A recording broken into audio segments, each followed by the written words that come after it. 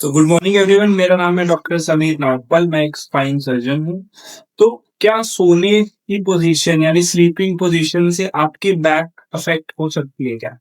तो देखिए, क्योंकि हम अपना जीवन का एक तिहाई वक्त सोते हुए निकालते हैं, तो कुछ स्लीपिंग पोजीशंस अगर आप उसमें कुछ हैबिट्स आपकी ऐसी हैं जिसमें आपकी बैक को अननेसेसरी स्ट्रेस झेलना पड़ रहा है सोते हुए, तो आप बैक स्टिफनेस और बैक पेन से आपको प्रॉब्लम आ सकती है।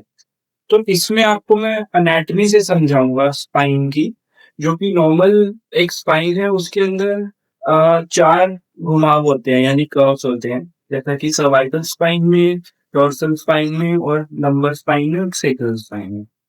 ऐसे ही स्पाइन जब हम खड़े हैं और लेटते हैं तो भी हमको यही स्पाइन अलाइनमेंट मेंटेन करनी होती है। तो पहली स्लीपिंग पोजीशन है सुपाइन पोजीशन, जिसमें आप कमर के बल सीधे लेटते हैं।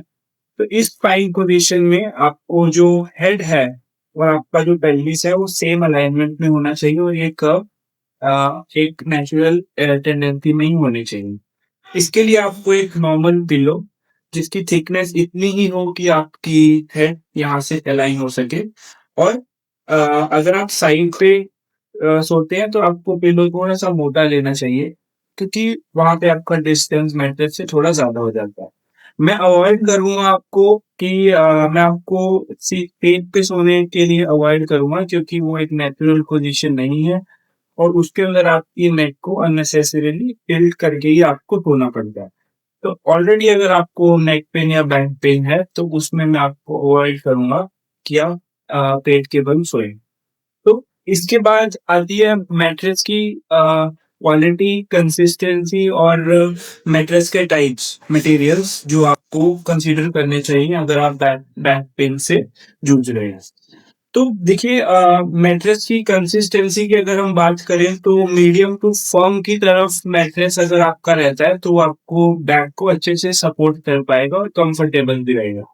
टू हार्ड मैट्रेस भी अच्छा नहीं है, टू सॉफ्ट तो बिल्कुल भी अच्छा नहीं है, क्योंकि उसमें आपका जो बॉडी का जो हैवी पार्ट है यानी कि पेल्विस और चेस्ट एरिया वो ज्यादा सिंक कर जाता है और आपकी स्पाइनल अलाइनमेंट खराब हो सकती है, डिस्क डिजनरेशन हो सकती है। तो एक मैट्रेस की consistency around medium to firm होनी चाहिए, और दूसरा उसका मटेरियल लेटेक्स या मेमोरी फोम हो सकता है। आप अवॉइड करिए स्प्रिंग ओनली मैट्रेस या फिर लो डेंसिटी फोम वाले मैट्रेस।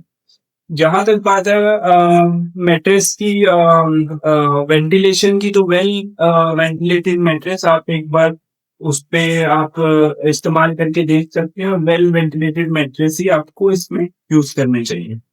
इसके अलावा आप कुछ स्ट्रेचेस कर सकते हैं जो मैं आपको अगली वीडियो में शेयर करूंगा। Thank you.